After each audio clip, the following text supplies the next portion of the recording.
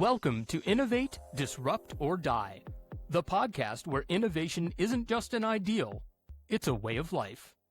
I'm your host and creator of the Innovate, Disrupt, or Die newsletter, Danny Nathan. Hello, folks, and welcome back to another episode of Innovate, Disrupt, or Die, the podcast. This week I have Michelle Paczinski with me. Michelle, thank you so much for taking the time. Welcome. Danny, thanks for having me. I'm really excited to chat with you a little bit about innovation and all things tech. Awesome. I'm excited as well. Let's just dive right in. Michelle, let's start by asking you just to tell us a little bit about yourself, your background, and sort of what your relationship to the world of innovation is. Sounds good. Right. So I'm a technologist. I've been in technology really my entire career. Most recently, I was with Ulta Beauty. I was with Ulta Beauty for close to 13 years. I decided to just kind of do something different at the beginning of this year.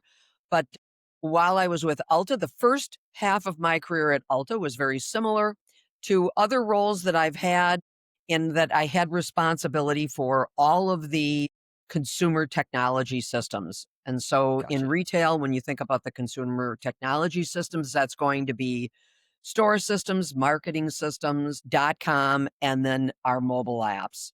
And then the other half of my career at Ulta, I founded and led a digital innovation team. And doing that, we were very focused on the guest experience. Kind of everything that we were thinking about from an innovation perspective is, what did retail look like in the future? What was beauty going to look like in the future? And how would technology really help to create a better experience, maintain relevance for our guests kind of in the future?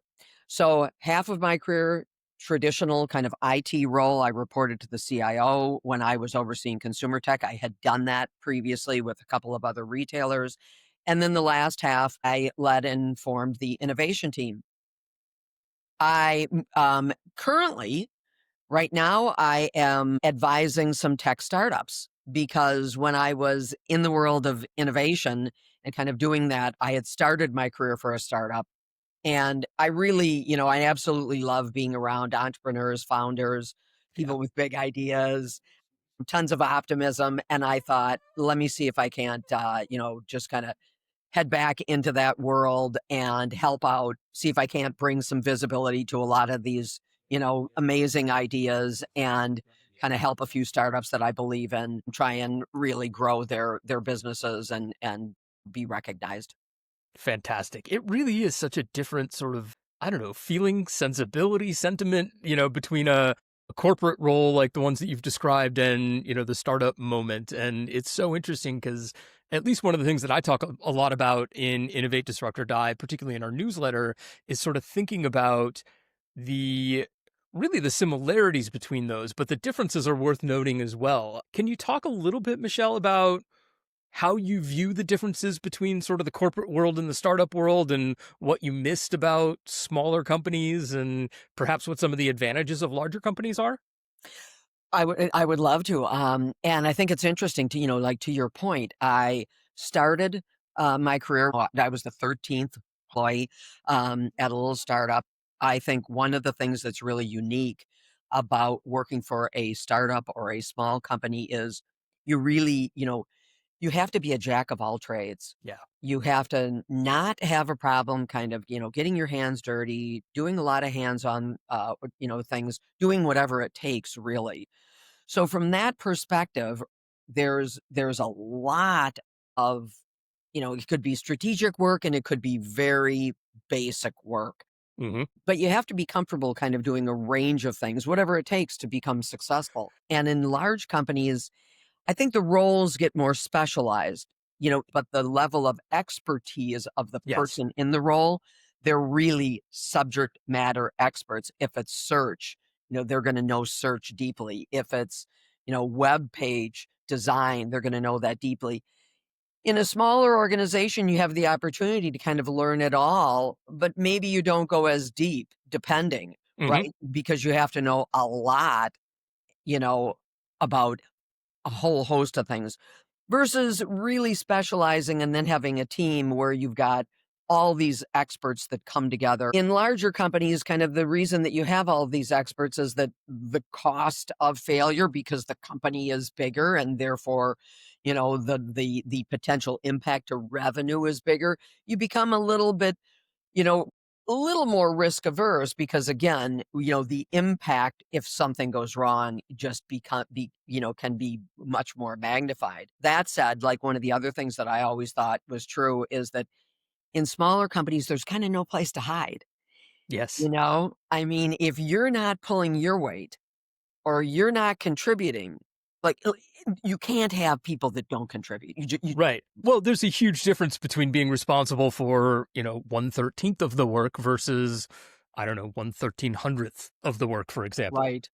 The impact, ultimately the impact of not contributing to this overall success of the company is Yes. different if you're in a bigger company in a different role with a lot of support. In smaller Yeah. companies that's not what you get. I think to kind of pull the two together, think I've been incredibly lucky in my career in that, really every place I've been, I pretty much have loved all of the positions that I've held in my career because I think in general, That's fortunate. well, maybe a couple that there might have been a couple that were, less interesting to me, but I felt like I always had a tendency to gravitate to really meaty challenges, Nice. and so at joining Ulta in 2012, although even in 2012 it was a large company, probably around a couple of billion in total, but it operated very much like a smaller company, very entrepreneurial Okay. in spirit. And so in 2012, the company was growing so fast, opening close to 100 stores. I was specifically brought in to really prepare the digital channels for dramatic growth. And we had a lot of capability to really make a difference, to do things kind of autonomously, independently, really make decisions that could move the business. From my perspective, it was leveraging technology to be able to quickly accelerate the business's goals. Hmm. So I think it was nice to have, I think it's great, again, if you come from a background where you're used to doing a lot, you don't mind hands-on. It's nice if you can kind of get to a larger company, but still be able to operate in that, kind of a similar type of a way.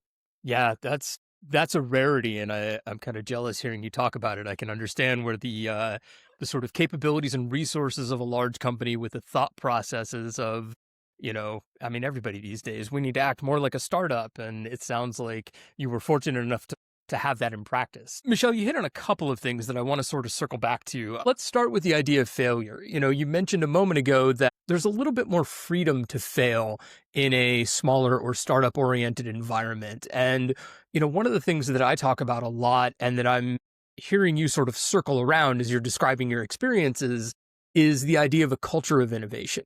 And in my mind, part of the success of an innovative culture is, regardless of the size of the company, enabling employees to feel like they have the autonomy and the ability to experiment, to try weird things that may or may not have an impact, and ultimately to fail. So I'm curious, do you think it's possible to create an organization that is accepting of failure at a larger scale in order to help foster and support the innovation work that ideally is happening every day?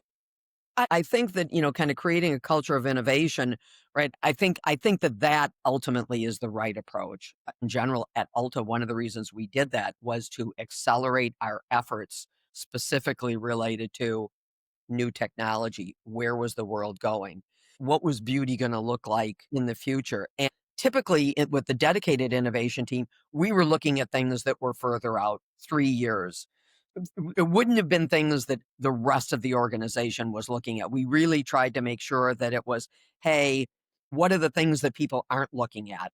What don't they have time to look at? Let's get a little bit of a leg up and learn about it so that we Yeah. can lead and then move it back into the enterprise to get back to your point about starting a culture. It can't just kind of remain in this dedicated team, or what you wind up doing is that then you build up a complete almost identical team to other teams in the Right. company. So you Right. kind of need to figure out an approach where you learn, you're kind of leading and running ahead. You get some intel, some knowledge, some experiments that point you in the right direction. And then you want to leverage the rest of the enterprise because, once again, creating the culture is ensuring that everyone within the organization, all teams are thinking about net new, what's the future look like when it's coming? And the way that it really scales is if you get the whole company behind it, Right. then everybody really learns Right. how to leverage it. Interesting. Talk to me for a moment about sort of what led to the moment of the creation of the innovation team at Ulta. Was that something that you advocated for, or were you asked to come and start this team? And what was sort of the catalyst internally where somebody finally looked around and said, you know what, we really do need to have somebody who is dedicated to focusing on what's happening more than a year out and thinking about how to bring that back into the business as you've described. Yeah, it was something that I recommended, and it wasn't just myself. So it Okay. was the person that led digital from a business perspective. That person became our chief digital officer at a point at Hmm. Altus. And then we had kind of our other, kind of partner in crime at pulling together this recommendation for the company was a person that came out of our strategy team. She led strategy for the company. So it was strategy, lead business resource, and then a technology individual. The three of us came together and really put together a recommendation for how we would start a dedicated digital innovation team, what the purpose of it was going to be, a little bit about kind of the operating guidelines and where we would focus. Hmm. What were some of the areas, some of the business focus areas that matched up to our business objectives, Yeah. but what were the things that, we saw that were emerging that we really felt the company should be more aware of? Things like social commerce, Hmm. video, artificial intelligence. It dovetailed with the company's stated objective to Yes. accelerate broadly innovation. And what we meant by that was not necessarily just like technology, but if you look at kind of a company like Ulta in Hmm. beauty, who really started bringing beauty out from behind the counter, allowing Oh, beauty interesting. enthusiasts to come in and experience and sample beauty. So the idea was really that across the company, right, it was this directive that how do we all really think about the growth of Ulta in the next 5, 10 years, both from a business perspective, and then how do we take technology and leverage technology to really help achieve the business objectives. Got it. Michelle, where did that directive come from? Did that come from the executive suite, for example? It did. Okay. It did. I mean, it really came kind of top down. There was, again, the mandate to focus on innovation. Hmm. And, and again, I mean, innovation, in its broadest terms. In my arena, that's, what's technology, what's new in technology. But then in the business, it could be things like product, the assortment, Hmm. something that again was emerging and is really there's more of an intersection these days is the connection between health and beauty. Yes. Right? And, that would have been a theme that was emerging. It goes further into, like I would say from an innovation perspective, kind of a recognition of a diverse set of demographics. The idea was not just to think about kind of near term, but how does everyone, merchandising, marketing, how do we really think about the business? How does it evolve? And how do we as a company grow with that? Michelle, to the extent that you're willing and able to share, can you talk to me a little bit about sort of how you went about bringing this to the executive team and advocating for the creation of an innovation specific unit. I mean, I can only imagine that, perhaps some folks listening are sitting in a similar spot where they're perhaps in an innovation role, perhaps in a product role, something like that at a larger organization and might be thinking about advocating for the creation of a team focused on innovation. So I guess I'll ask this two ways. Either what were the steps like that you went through to create the business argument for that business unit? Or what tips do you have for somebody that might be considering going down that path in terms of how they make a strong argument? I think Hmm. there's got to be a connection back to business objectives and what you're going to do to create value. You have to kind of show, why is this going to help the business? What's in it for the business? How Hmm. does it get tied to the objectives? And then, start out small. So, for example, when we formed the innovation team, what were we? We were a team of four. Okay. And then within about 6 months, then we had a member of the marketing business join us. So we were a team of five, which kind of goes back to, again, my background and beginning is, if you're going to, you're starting something out, you do have to be prepared that it's going to be hands-on. You're going to be a member of the team, like a member of the team that's producing the deliverables, Right. doing the R&D, figuring out and learning about this new technology, trying to apply it and do experimentation. So start small. You have to be connected to to the business strategic objectives, Hmm. but you then also need to have enough distance that you can operate differently. We didn't go to the usual governance process of giving approval. We got the updated annual business plan and strategic objectives, and we got the go to market plan. And then we said, okay, let's focus. So what aren't we thinking about? Right. Let's focus our attention in some of these areas, but they were connected. And then we kind of did an internal lightweight approval with a smaller team, like, of senior leaders that said, you're going in the right direction. So I think when you start out small, you have to remain connected, but a little bit of a distance that you can operate independently so that you can move quickly. When if you can then prove some successes as a small team, if you can have some wins, then you're going to gain the credibility. We drew upon our past Yeah. successes with the company to say, let us do this because we think that we can even have a greater impact to the company in this other area that we're not thinking about. And we drew upon really our past successes and wins to say, Right. give us a chance. Let us prove ourselves again with newer technology, get some more wins. And then, to your point, it's kind of how we then were able to move into investments. We would get the approval, for example, then to grow through acquisition, Hmm. but then we had to deliver. Right. Right. Then we had to have, we had a business case, kind of always tying it back to some business objective where you show, well, at the end of the day, you show the value that you can deliver. Right. It sounds like before you even had the opportunity to earn the credibility as an innovation team, you had also built that credibility ahead of time. So, that credibility then enabled you to advocate for the creation of the innovation team. But even then, it wasn't like they handed you a huge stack of money and you know, a blank slate of freedom, so to speak. You had to continue sort of proving and creating credibility around that new effort in order to get to the point where you could make outside investments, for example. Yes.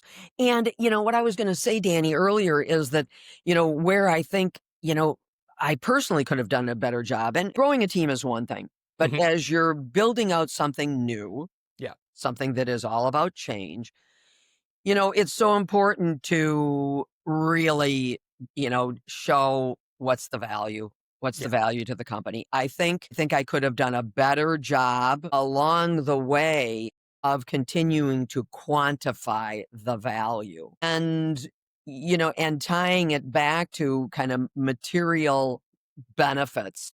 of Hmm. this organization. Now, maybe that's difficult year one, right? It's a Right. small team. You're getting up and running. And then we kind of quickly moved into doing some acquisitions so that Oh, we wow. could accelerate innovation and the things that we were learning and delivering.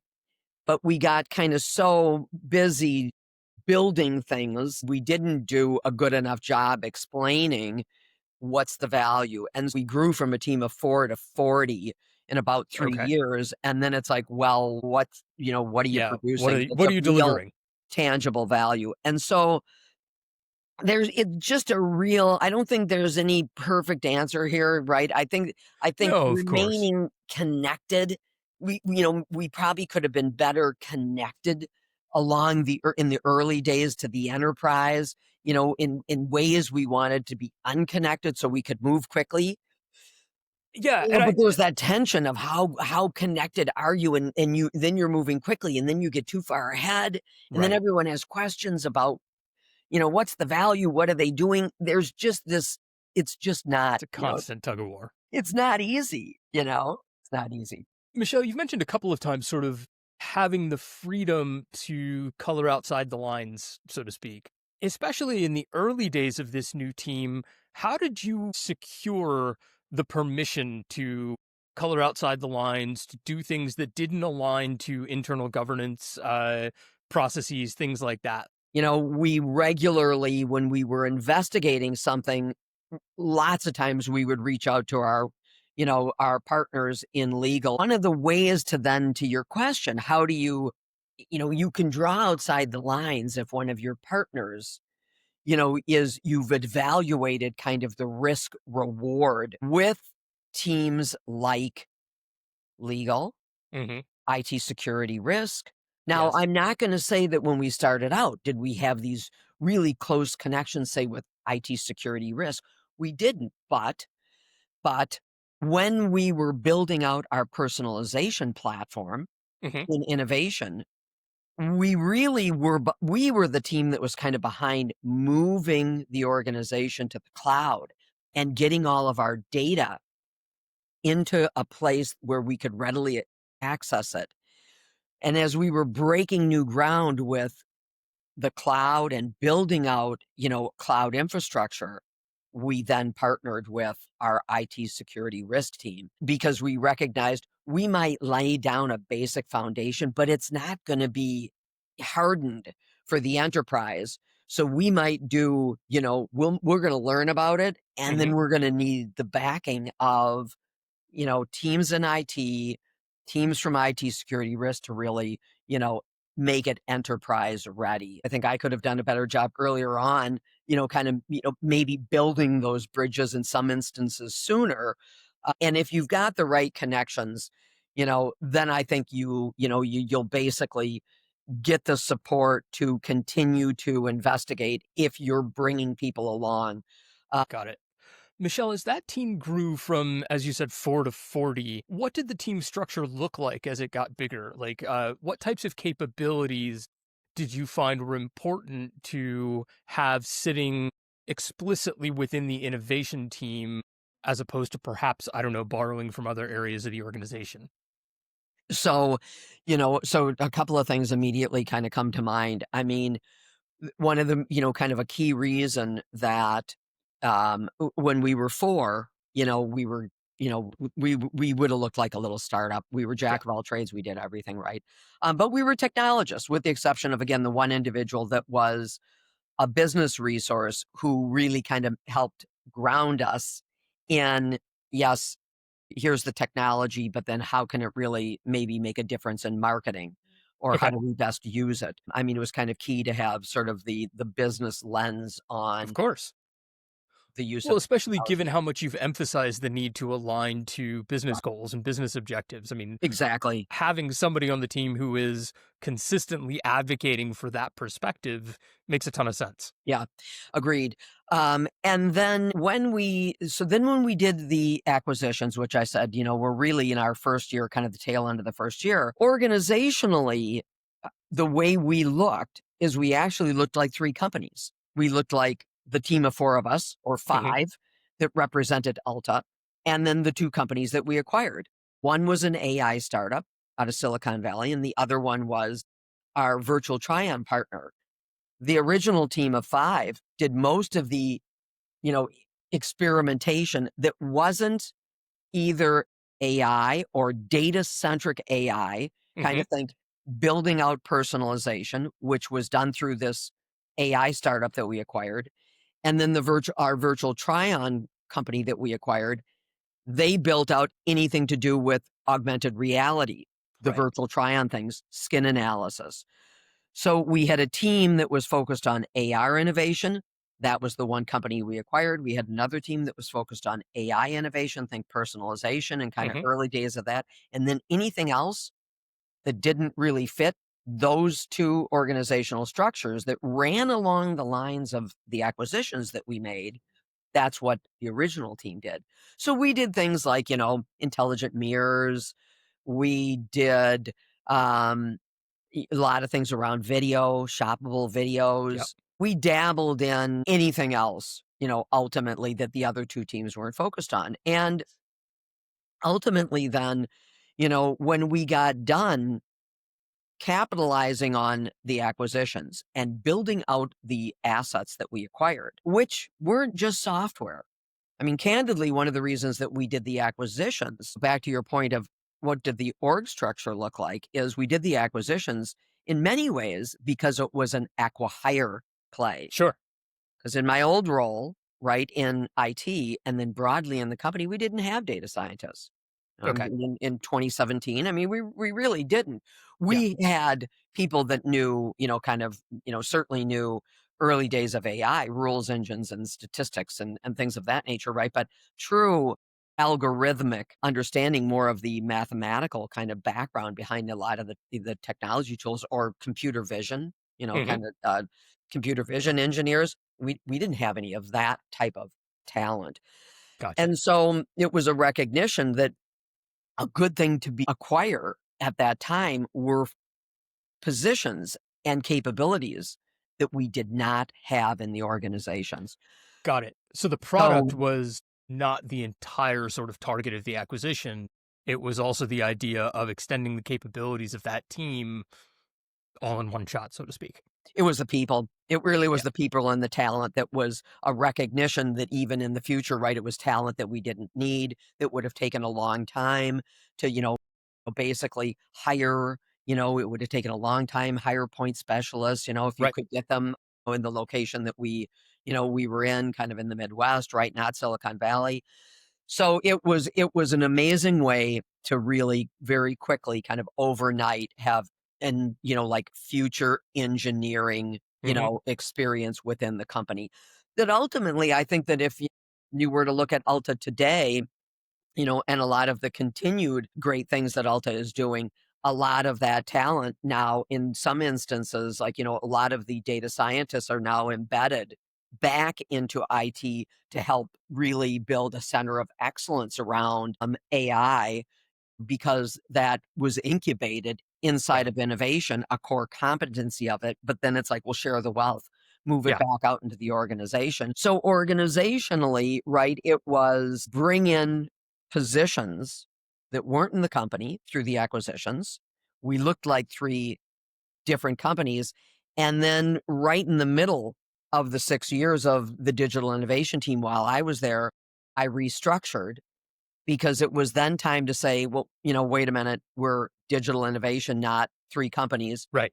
Let's really, restructure innovation so that we look more like one team. And what we then did do is we looked a little bit more, we had teams that were, innovation success, a team specifically that was kind of a hybrid, of people, a blend of people across these, like the what were originally 3 separate companies, Got it.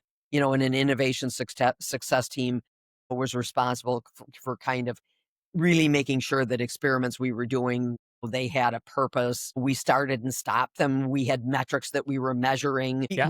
We ourselves matured the process of experimentation, and we tried to really mix and almost form teams where you'd have people that knew AI, AR, Hmm. and we would focus more on maybe innovation projects and then resource it with talent from across all of the people within the team. You've talked about sharing the wealth back into the larger organization. How did that come to life, and how did how did the team go about encouraging people across the larger organization to understand what innovation meant, to feel like a part of what you all were doing, or did you? You know, once again, I think we could have done a better job of it. I think Okay. that probably, I mean, hindsight's 2020, right? Exactly. Yeah, I'll, always, don't dwell on the past, but learn from it. And I think that, I think the acquisitions, kind of just, it was right thing at the right time. Hmm. We acquired talented resources that again, it would have taken so long. But then we really got mired in doing a lot of building. For a bit, Okay. we looked a lot like my old teams. And we did get ahead because suddenly we had all the talent. So we were way ahead of the rest of the organization. And there was a lot of, hey, what are they doing Yeah. over there? What are the cool What are kids they doing over doing? there? And what's the value that they're bringing? How good of a job are we doing selling ourselves internally? Yeah. And I think that that has to be a real focus. I think really quickly, maybe right from the beginning, Hmm. there needs to be a really good process for internal public relations. You can't assume that it's like you're going to tell someone and they're going to cascade it. It just doesn't work that way. And probably in fairness, we should have maybe shared the wealth of our talent sooner. It's very difficult then to then say, well, we're working on something that maybe has a 3-year time frame. There's a real desire to grab some of that talent and have them work on something that Right. can be delivered now. Right. And so I think that ultimately the right answer, maybe Danny, is we did talk about peeling off some of the group Hmm. earlier and kind of moving it out into the enterprise. And I think that that's probably the right approach.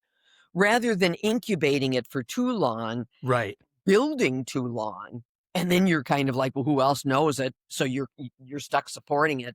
There's a balance of like peel it off, share the wealth, will kind of get it iterating more quickly so that Hmm. you can get into the enterprise and you've got more awareness. Um, you've got more champions, that are out there, and there's a little bit more of a tighter connection to the company. I do think another approach is that, or spin it out entirely. Hmm. Take an innovation team and really like it is its own. Maybe it even has to stand on its own. Yeah.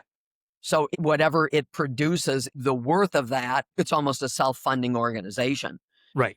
Yeah. Right. I mean, we never really tried that, but I think that's something that potentially that's another possible Yeah, it's approach. an interesting approach. I think it's one that has to align to the goals of the innovation team as they relate to the goals of the broader organization. If the organization isn't looking to, just to play off of your example, and I don't mean to put words in your mouth, but if Ulta isn't interested in capturing a digital try-on product that they could then go and not only use internally, but also sell to a Sephora or a department store or something like that, then it's hard to sort of justify the spin out process. Whereas if you are looking to become a standalone business and you're willing to allow that to sell into other organizations, then I agree completely. And I think that there is value in considering at least the idea of sort of pushing it out of the nest. Yeah, I think you're right. I mean, we didn't really get to test that, and I'm Yeah. assured that I don't know if you've come across other companies that have tried that, but I'm with you exactly. And that was some of our thinking, having and mine as well, is that having come from a technology startup, is you do probably then have to be have a little bit more of a tech mindset and how you're going to, like and a bit of a leaning that you're okay becoming a bit of a tech company, Hmm. not in terms of embracing tech, because certainly that was true of Ulta, but in terms of monetizing it Yeah. and really recognizing that, yes, you're selling whatever, you're selling apparel, Yeah. but you could be selling technology related apparel. And if you have that broad, kind of a bit of a broad mindset or an interest in embracing it, to your point, then I think it could be really effective to basically build capabilities, not just in the form of stores and online presence for the product assortment, but how do you have this unique, differentiated technical capabilities that can Right. Right. Well, be of value to either your vendor partners or competitors. right.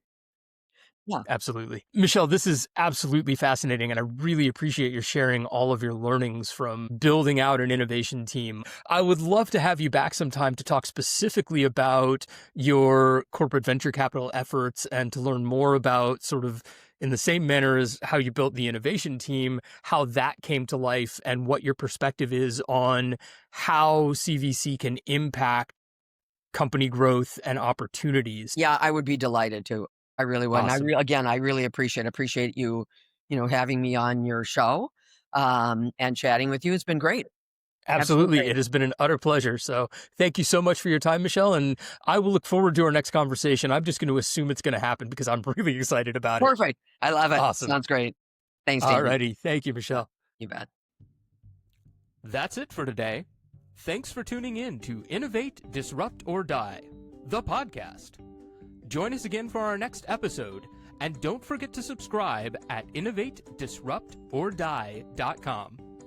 That's all, folks.